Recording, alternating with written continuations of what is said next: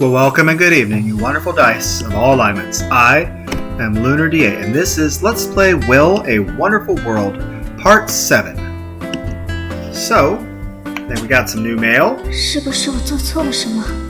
Dios, ¿qué debería hacer? 부처님, 나도 좀 도와줘요. 젠장, 어떻게 이럴 수가?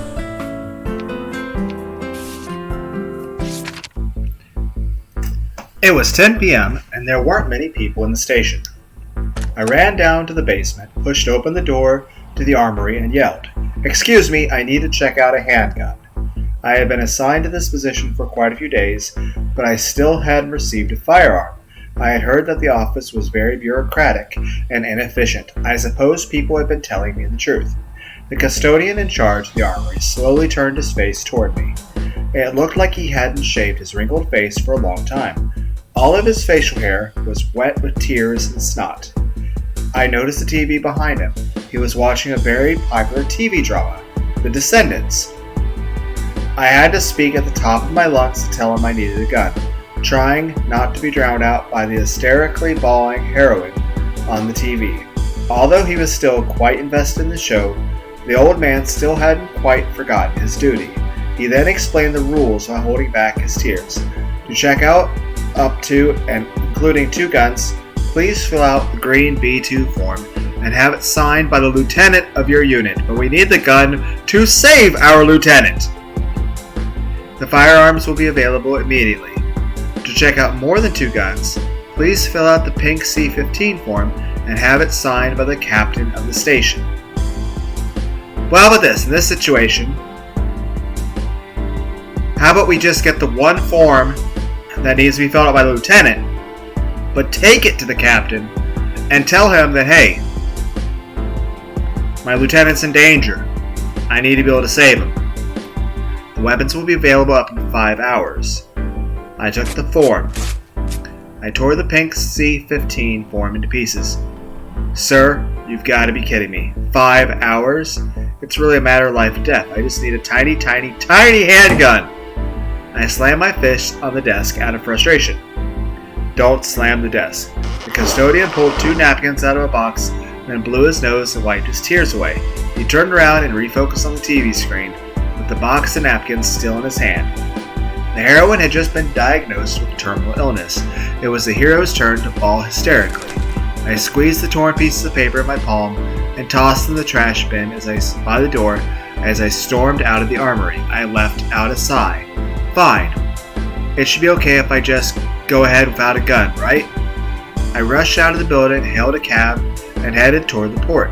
Buddha would surely bless me. Okay. Next letter. It was 5 past midnight. Warehouse 23, Port of Busan. I realized that I had been backed into a corner. Because the people who had come in from the gate were not Lieutenant Kim Chong-ho and his men from Unit 3. Lieutenant Kang, long time no see.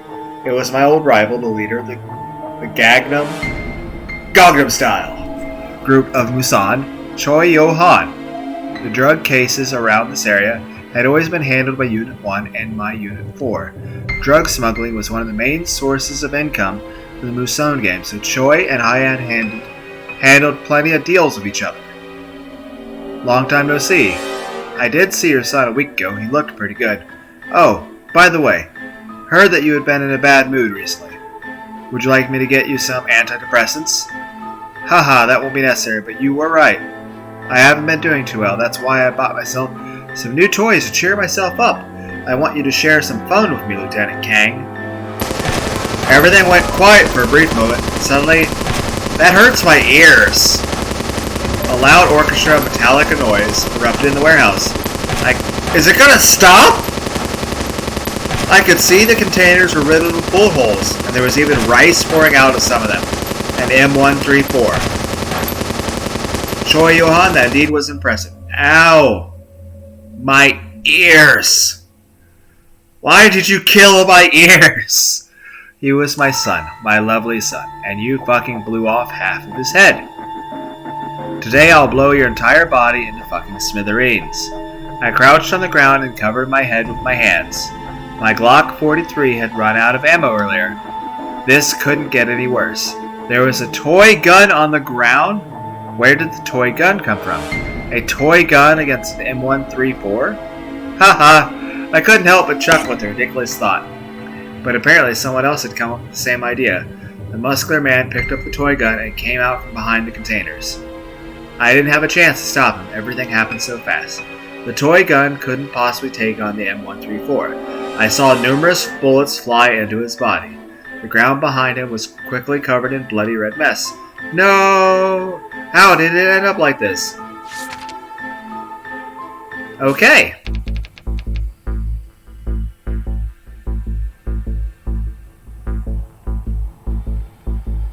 Okay.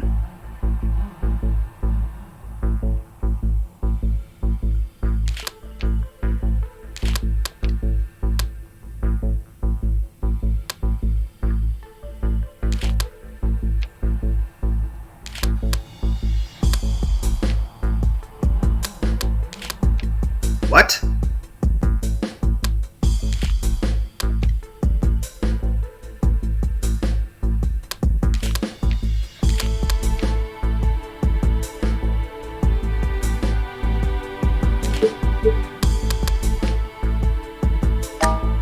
I'm what?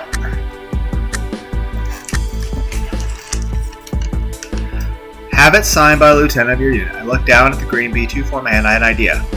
I clutched the form in my hand and ran back to Unit 4, stopping the lieutenant's desk. I put my hand on the handle of the drawer and my heart was beating rapidly in my desk. This would be a huge mistake. Forging the signature. In all seriousness, this would be a crime. What the hell was wrong with me? Calm down and think. There must be another way. I left out a sigh. Fine. It should be okay if I just go ahead without a gun, right?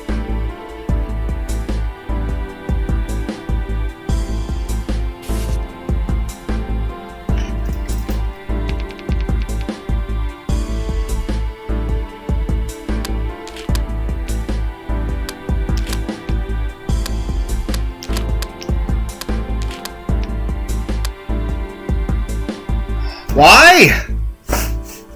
Like, okay, I assume the X means I can't put it over there.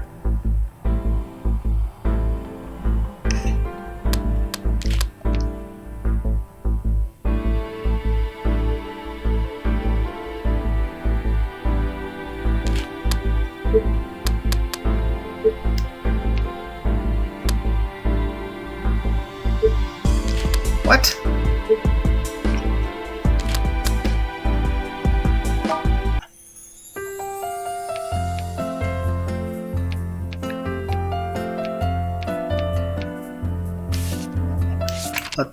Maybe doing this might make the other one easier. The simulation exams were right around the corner. Everyone was busy preparing for it today. Mr. Wen hadn't mentioned anything about canceling class, however. Besides, I was still his assistant to the art class, so I went along. However, the room was empty and no one was there, not even Mr. Wen. I felt a little disappointed. Just when I was wondering whether I should go back to study for the exam. Sit down, time for class. Mr. Wen walked past me, took off his coat, and laid it on the back of the chair near me. Why are you the only one here? It's simulation exams tomorrow. Everyone is freaking out about them. I grabbed a chair and sat down. Mr. Wen seemed a little unhappy. Was he going to cancel the class today? I suppose I should get ready to go back and study, too. What would you like to draw today? Mr. Wen abruptly asked. What would I like to draw? It surprised me that I was hearing this question come out of his mouth.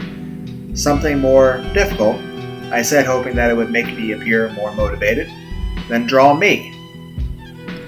But you would have to pose for a long time. That is too much for me to ask. I honestly didn't want to do that. If I messed it up, when I messed it up, he was going to tear me, not the drawing, into pieces. Don't overthink it. Mr. Wen took out his kit, set up the easel, and continued. I'll do a sketch too. I'll draw you. After making sure my ears weren't lying to me, I sprung up to my chair. Wait. Let me go and change first. I sprinted out of the classroom. I was still sweaty and smelly from playing tennis earlier. I was wearing a sports jacket that was one size too large because I ordered the wrong one. It would be so embarrassing to be drawn like this. Furthermore, the more I thought about it, the more I felt like I was some sort of trap. If I drew him badly, no, not if, when, with his temper, he would almost certainly not let me off the hook easily. Well, I felt like I had turned into dried fish on the cutting board, waiting to be cut up. I opened the locker and picked out the dress that Jing had bought me when it was on sale a while ago. She had bought 2 of them and given me one as a present. I had never tried it on before. My school uniform was still drying off at home after laundry day, so this would have to do for now. I put the dress on. It fit well size-wise, but maybe because it hadn't been washed, I felt a weird itching once I put it on. Mr. Wen showed no reaction to my new outfit, and so we began sketching practice. Drawing a portrait was so hard, and my back being itchy kept distracting me. And the time the bell rang, I barely had drawn a rough draft. Mr. Wen put away his sketch, yet he didn't ask to see mine either. He was about to leave the classroom when he stopped at the door. He looked at me and opened his mouth. He looked like he was going to say something, but he didn't. Eventually he left with a look of disappointment on his face. What the hell was wrong with him? What did I do to him this time? I don't understand! Okay. I brought Yi to the auction house. She was still burning up and barely conscious. I handed her to the boss there, a middle-aged fat man named Lucky Zhao, who had a full mouth and gold teeth. Usually when the gang members were taking care of someone without additional instructions, it meant to bring the girls to the auction house. Basically, I was only asked to do the legwork. As for the girls who had been taken care of, they had probably all been sold to people abroad. Okay, this is kind of odd because he went here to find his sister, and he's working for the very people that kidnap people, including her. So he's literally working for the very people that were originally responsible. I had heard rumors that besides legitimate auctions, the house conducted illegal ones in secret. There were kinds of outlandish merchandise in this building that included humans. Just as I was about to leave, I couldn't control my curiosity more, and I asked the guy at the front desk, "Hey man, where do these pretty girls get sold to?" The guy put down a stainless steel mug in his hand. The people brought here by the Black Dragon Gang, well, those girls are usually sent to Southeast Asia. Southeast Asia? Why there? Are they sent to be housemaids? Are you stupid or something? Housemaids? Your gang always told us that these girls are to be sent to become human sticks? What? What does that... Okay. How do I... There's a way to... How do I... I'm trying to select that term. Why is it not... Oh well. I'll have to look it up later. No! What?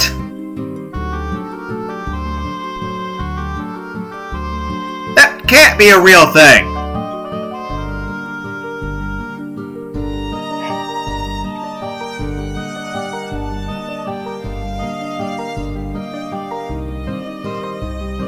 What would even be the point?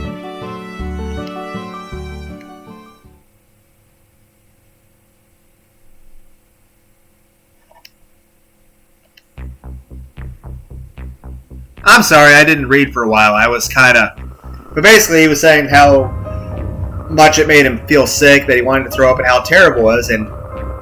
What the hell? As a Catholic, I've always been taught to do good deeds so that I could be absolved of my sins and go to heaven. After joining the gang, I had done many bad things, but I could never be involved in something so evil. No, I couldn't just let Yi suffer like this, damn it. If only I hadn't brought her here, these people would never willingly let her go now. I had to get out of here and then try to explain to Mr. Kwan. Hey, I just remembered. Mr. Kwan wanted me to tell this girl something. What for? She's on the 4th floor. Make it quick. The front desk guy picked up Ming Pao's newspaper and did not look up again. As I was climbing the stairs, I thought I heard people crying. Were those girls that were going to be sold? A strange thought suddenly hit me. Could it be that Alicia had been sold here just like these? Yes, she was, but she escaped. But right now they're trying to capture her again. The thought had come out of nowhere. but I felt extremely unsettled. Yi had been locked in a room at the end of the 4th floor. The guard had stepped away for a moment. Her entire body had been burning up. I woke her up and helped her into my clothes, shorts, and shoes. I kept reminding her to be careful while we snuck out of the building. Poor girl. With a fever like this, she could probably die on the way to Southeast Asia if I didn't help her. That'd probably be preferable compared to what that guy said was going to happen. I thought she was ready to go when she turned around and hugged me. Did I forget something? Oh, right. I pulled the brim head off my hat and put it on her almost bald head. Oh, right. Mr. Kwan did cut a lot of her hair. It's a real shame that he's done that to her. She looked pretty with her long hair. Yi tried her best, got herself together, and left the room. Well, now that was the difficult part. The auction house was quite big. Not only would it take a while to exit the building, even if she got out, the guards could easily catch up to her while she was still nearby.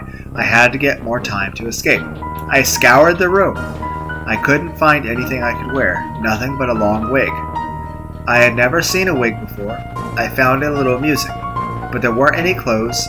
I couldn't just be naked, could I? I picked up her dress, and the dress ripped in the back. I sat down with my back toward the door. I loosened the hair and let it down.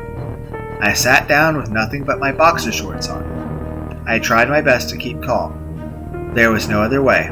The dress ripped apart at the moment I tried to put my legs in. Why did I even try it? I knew it wouldn't fit. I should have kept it intact as a memento. What an idiot I was. I heard footsteps getting closer and closed the door. I swallowed nervously. I saw the guard's shocked expression through the small window of the door. I heard him scream. Then I heard the alarms. Yi had not been able to leave the building yet, and she was soon brought back.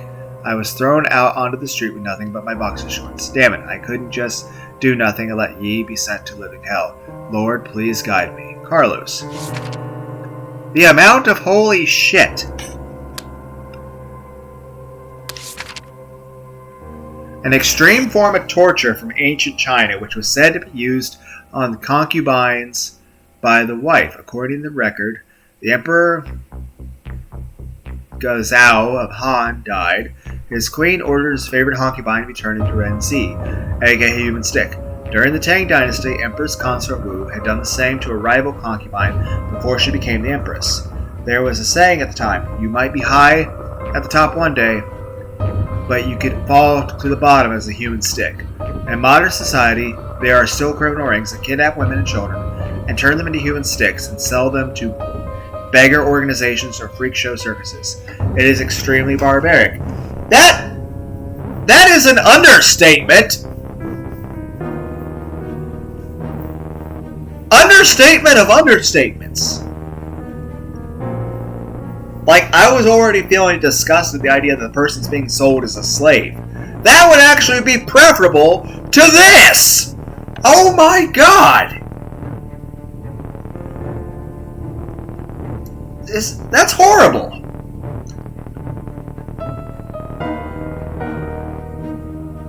That's...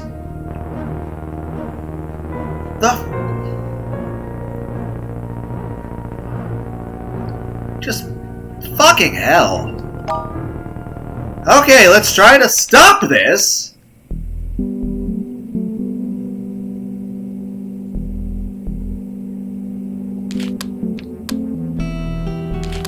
Well, just gonna skip everything over. And we'll see how that works.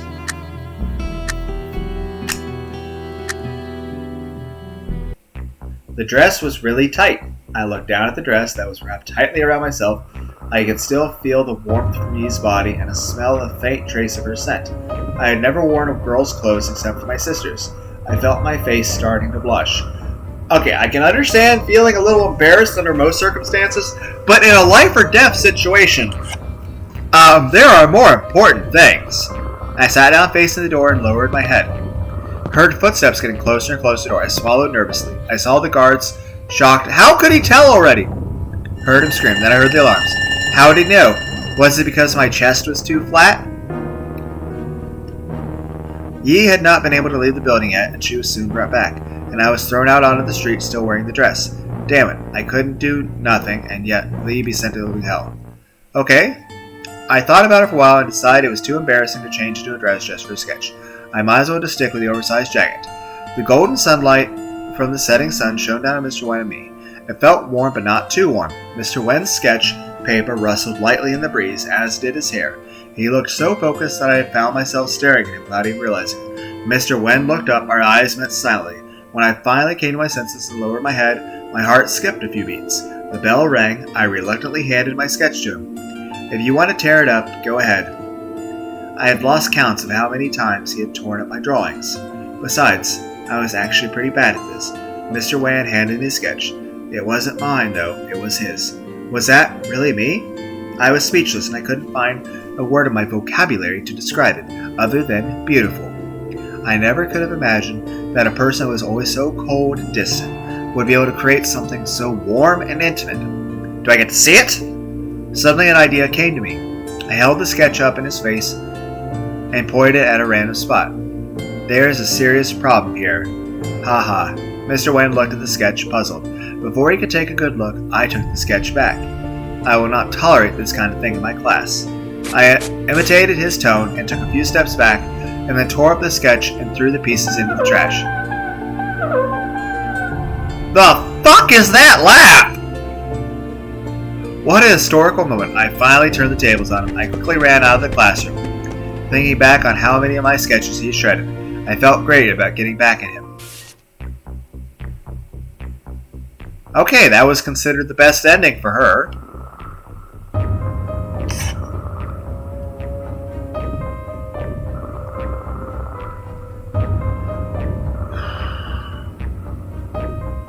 Well, obviously, if you can tell his chest is too much, then let's have her back to the door.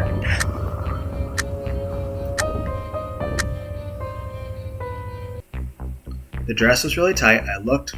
What the hell? So we get this picture of him wearing the dress, but we don't get the supposedly beautiful picture of the girl drawing. But we get this picture. I looked down at the dress. Was wrapped tightly around myself. I could still feel the warmth from Yi's body and a small faint of Tracer's scent. I had never worn a girl's clothes except for my sister's. I felt my face starting to blush. I heard footsteps getting closer and closer to the door, but then they started moving away. A few minutes later, I saw Yi leaving the building through the window. She walked out of the gate, turned to her right, and slowly walked out of my sight. If she kept walking in the direction for another couple kilometers, she would be on the turf of the Blood Gang. I finally felt relaxed. May the Lord bless you, Yi. Now that Yi had gotten away, I didn't need to worry about my own escape.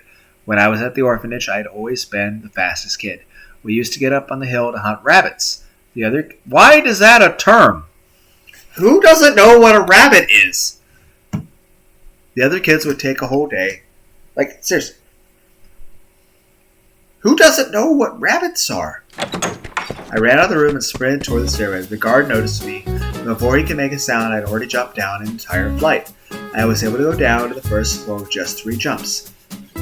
I ran past the front desk so fast the newspaper was blown off the front desk guy's hands. By the time I realized what happened and who that had been, I was already long gone toward the auction house. Still, what should I tell Mr. Kwan? I wandered around the streets where I finally noticed people giving me strange looks. That was when I realized I was still wearing Yi's dress. Oh my gosh, that was so embarrassing. I lowered my head and walked quickly toward the less crowded part of the street, afraid of being seen. I found myself in a strange alley that I'd never seen before. At the end of the alley, there was a small coffee shop. The sign? Oh, this is where your sister is. The sign looked like a maple leaf and said Maple House on it. I was stunned. I seemed to remember that Alicia had mentioned a place like this in her first few letters. Yes, she used to work here. Since Alicia had never mentioned the address of the coffee shop, I had never been able to find it, yet here it was, right here. Finally, I was about to find my big sister Alicia. I ran up the stairs to the coffee shop, filled with all the excitement in the world, but someone suddenly grabbed both my arms from behind. It was a policeman. Okay, I got the rank S for both things. Cool.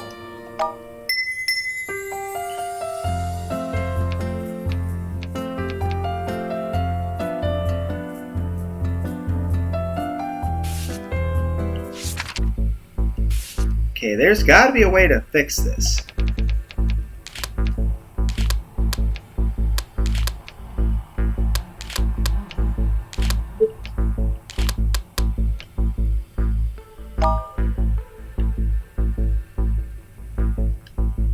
Maybe I have to help more people? Um... 这都是我的错。 Dios, ¿qué hice mal?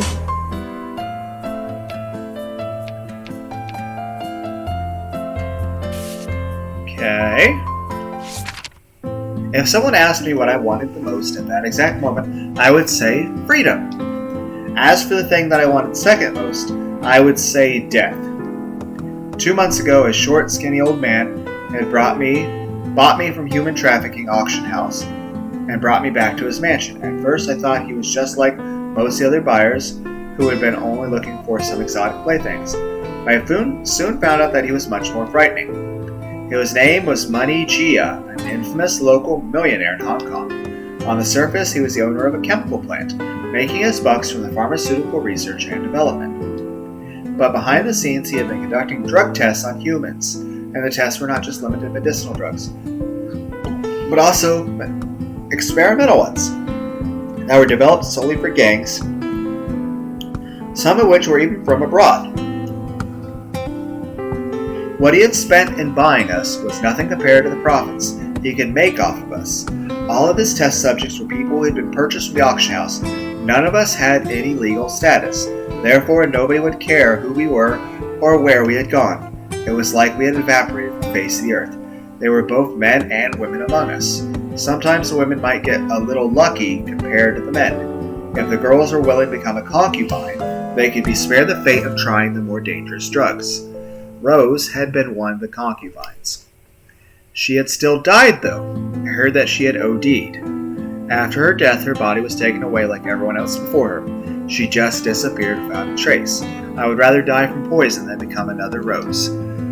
The people who had made the same choice as I were all locked inside the dungeon. They had tied her hands and feet to the bedposts, with her limbs spread out unnaturally. This music does not fit this!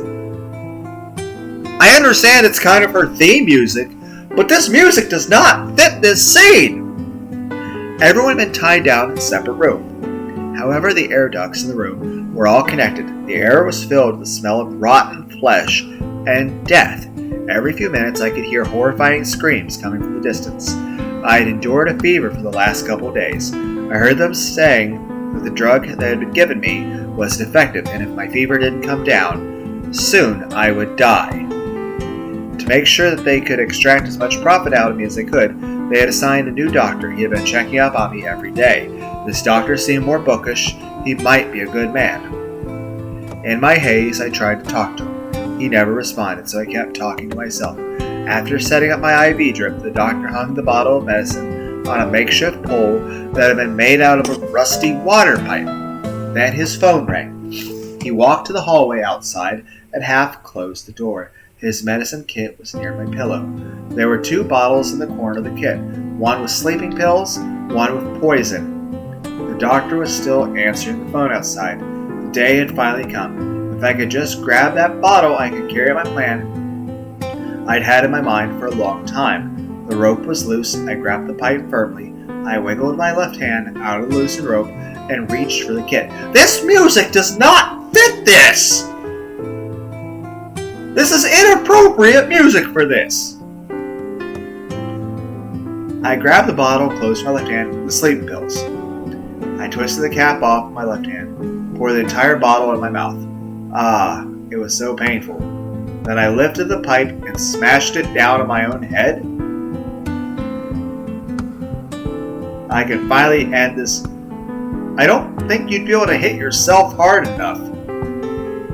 Carlos, I'm sorry, your Alicia can't take care of you anymore. Goodbye forever, Carlos. Fucking hell! I didn't know how long I had passed. I was surprised when I woke up. I had an oxygen mask on my face, IV tubes inserted in my arms. Some familiar guards and doctors were standing next to my bed.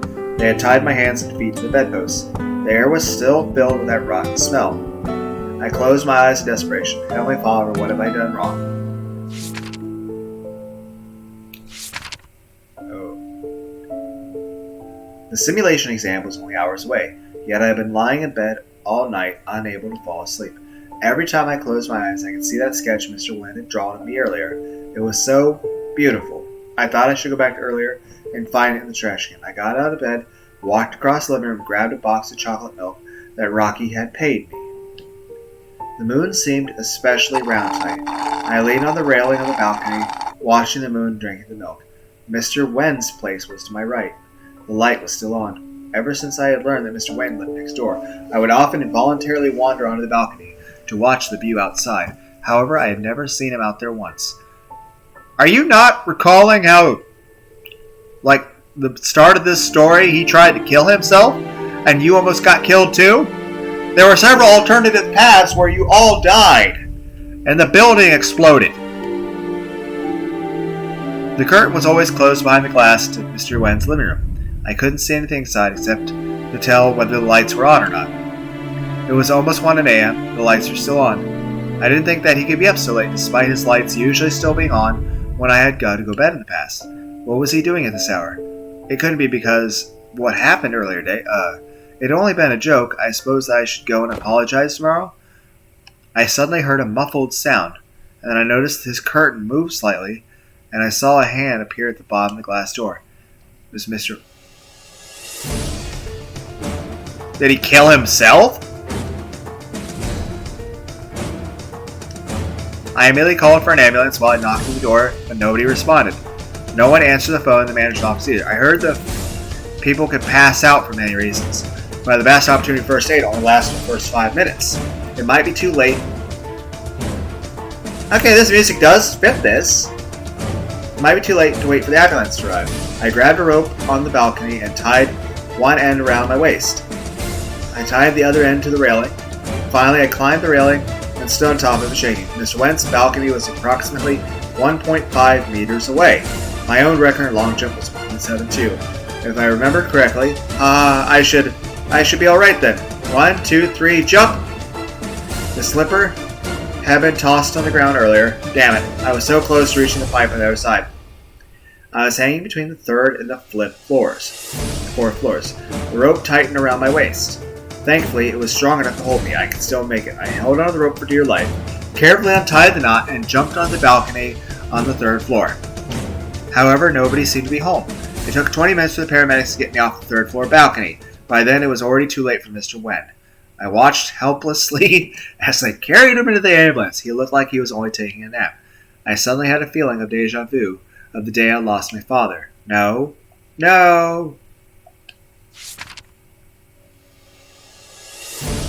By the way, her name is Li Wen and his name is Mr. Wen.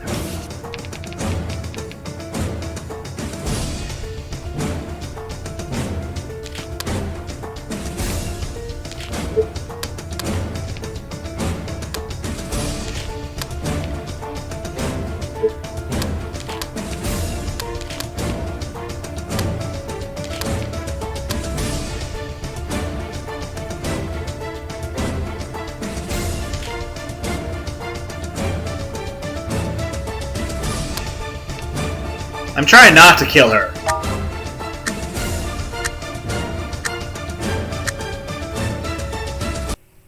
I tried to reach for the kit, but the rope in my hand left hand was too tight. Whenever I got a chance alone, wiggle my wrist, loosen the rope a little. They must have noticed that it had gotten loose after this seizure yesterday. They had tied it up again. Damn it. I hadn't expected the opportunity to present itself soon, and I was not prepared. I was such a failure, but I couldn't afford to let this chance go. So I grabbed the pipe, now IV pole, and tried to reach the bottles inside the kit using the top. The IV bottle fell and the hook smashed to pieces.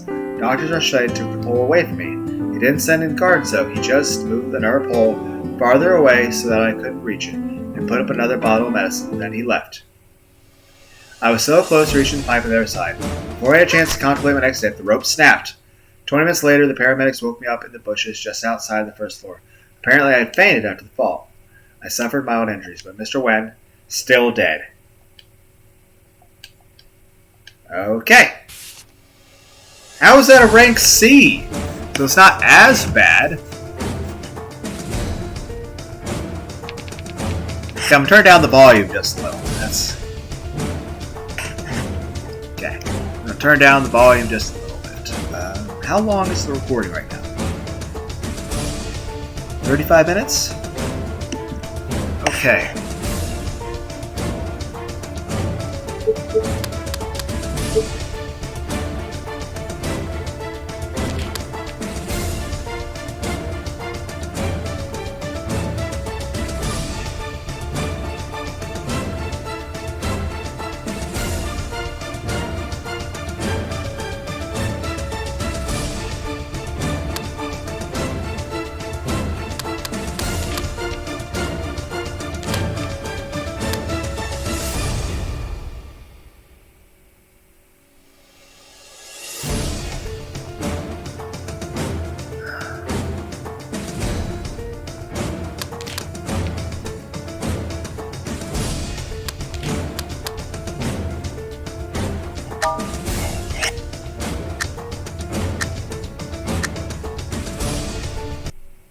I tried to reach the kid, but the rope in my left hand was too tight. Whenever I had gotten a chance to be alone, I would wiggle my wrist to loosen the rope a little. They must have noticed that it had gotten loose as a seizure yesterday.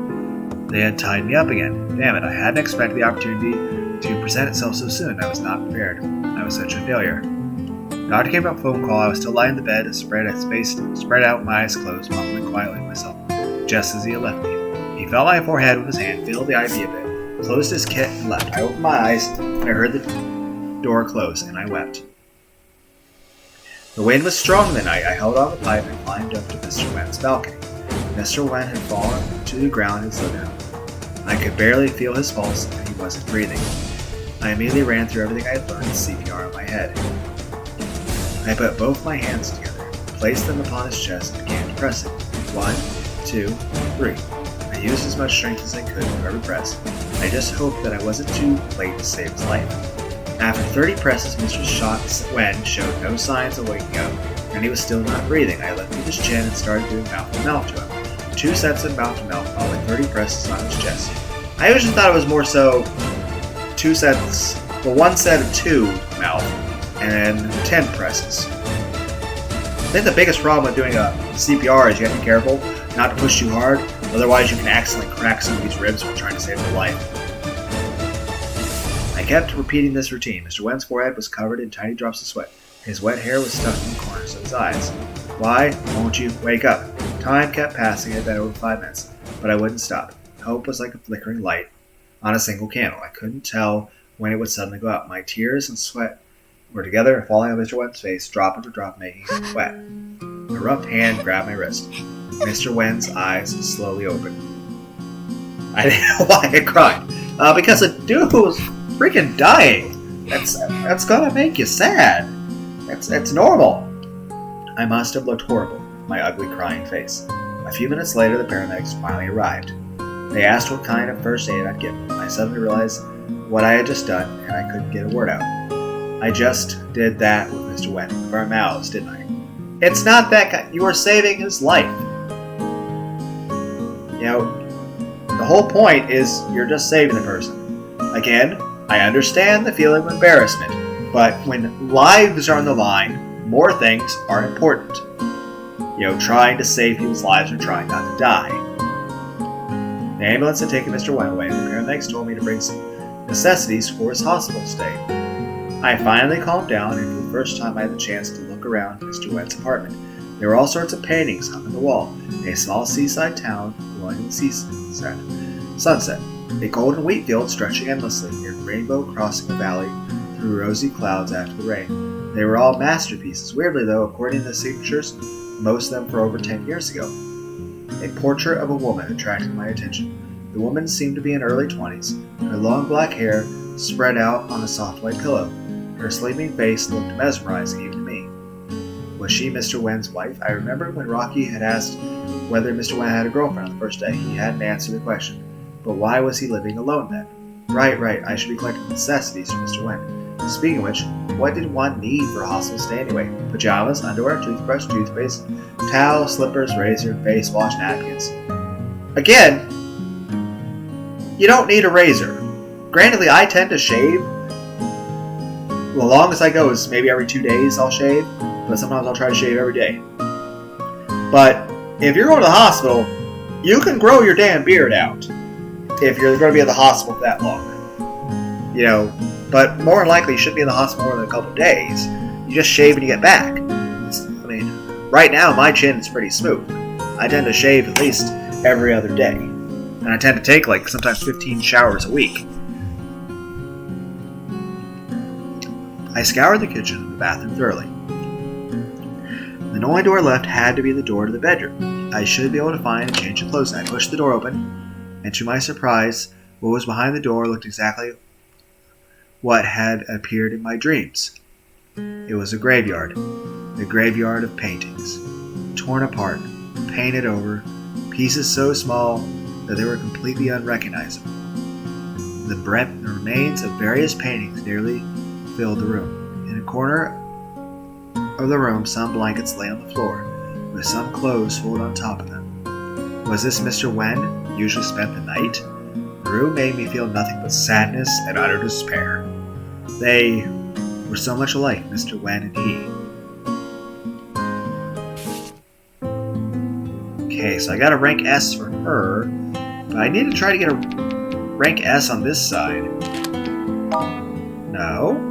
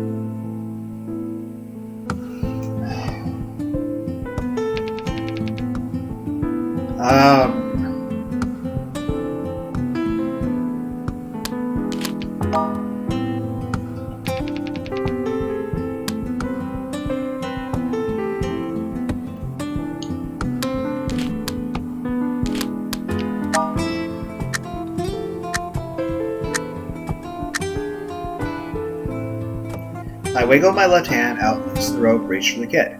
I grabbed the bottle close from my left hand. It was almost the size of half my palm. I needed to hide it somewhere. The doctor came back from his phone call.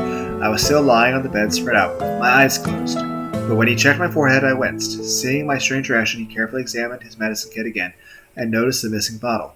There was no other furniture in the room except the bed I was laying in. Soon he found the bottle under my pillow. Once he had the bottle, he didn't seem to be interested in giving me a hard time for it. It was as if nothing had happened. My life in hell continued. Okay, so that's considered slightly worse.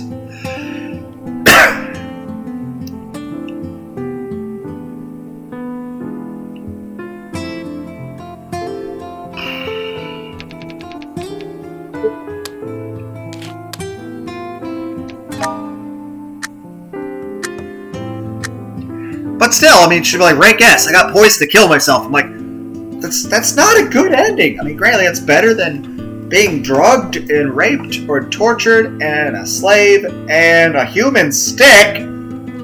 Which, again, what the fuck is wrong with people? But then again, I'm the kind of person who I'm obsessed with the macabre and morbid stuff and like medieval torture stuff just because it's something that's just understanding that facet of humanity.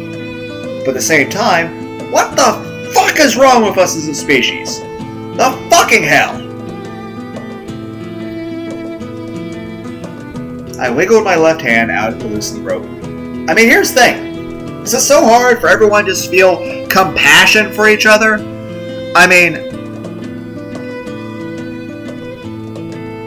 just to be like, hey, that's a human being. I shouldn't hurt them.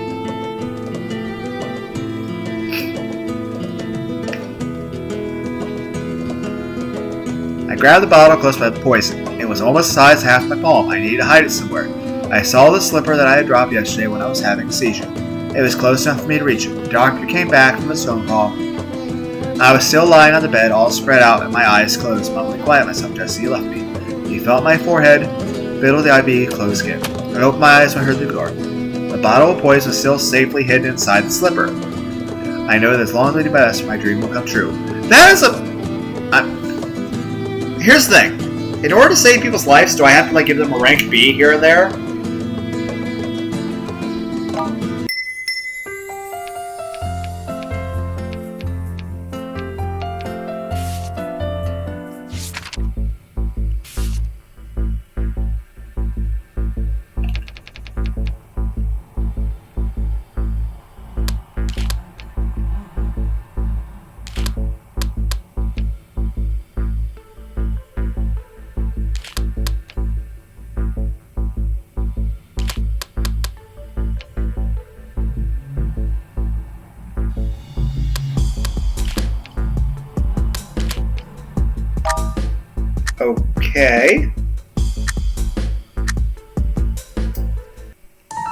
The machine gun slowly stopped and I heard lots of people yelling outside. I peeked out to take a look.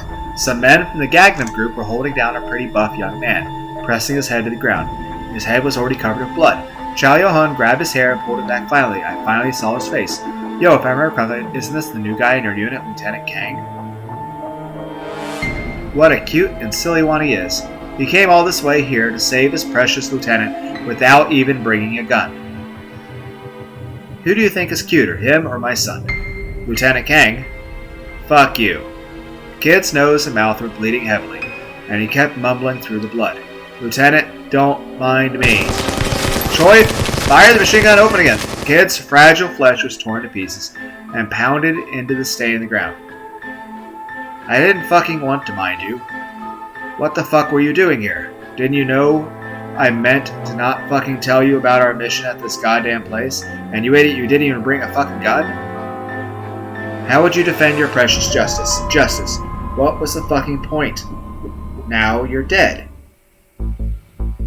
I looked at the toy gun as if it were mocking me. I tore the pink form into pieces in rage.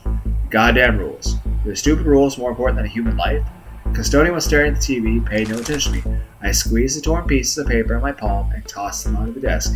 Then I stormed out of the armory without looking back. I let out a sigh. Fine. Should be okay if I went out of a gun, right? Pretty sure no. Pretty sure no. Okay, we at least got a different ending. Okay.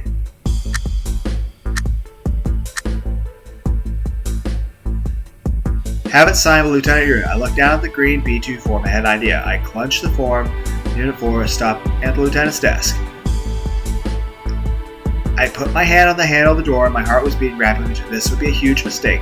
Forging the signature. In all seriousness, this would be a crime. What the hell was wrong with me? Calm down and think. There must be another way. Speaking of which, I remember seeing the toy gun in the custodian's desk earlier. Could that be useful? Something was definitely wrong with me. I let out a sigh. Fine. It should be okay if I just go ahead without a gun, right?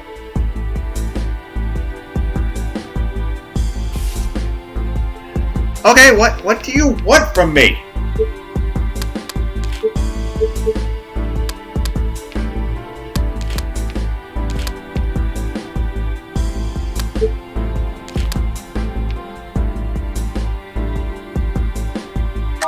How would this change anything?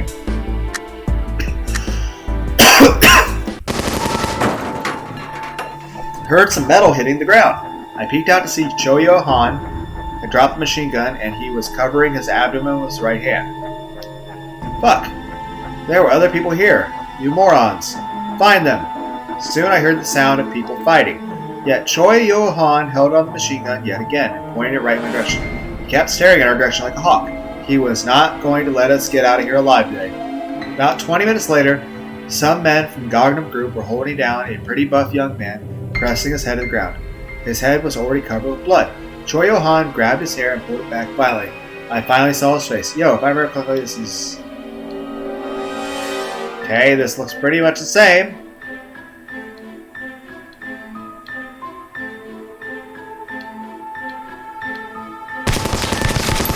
Okay. Okay, come on!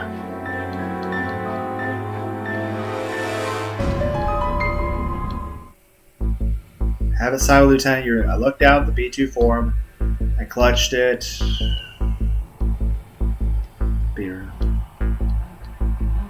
Okay, I have seen like 20 alternative futures where you get shot to death for not forging the signature. Forge the fucking signature!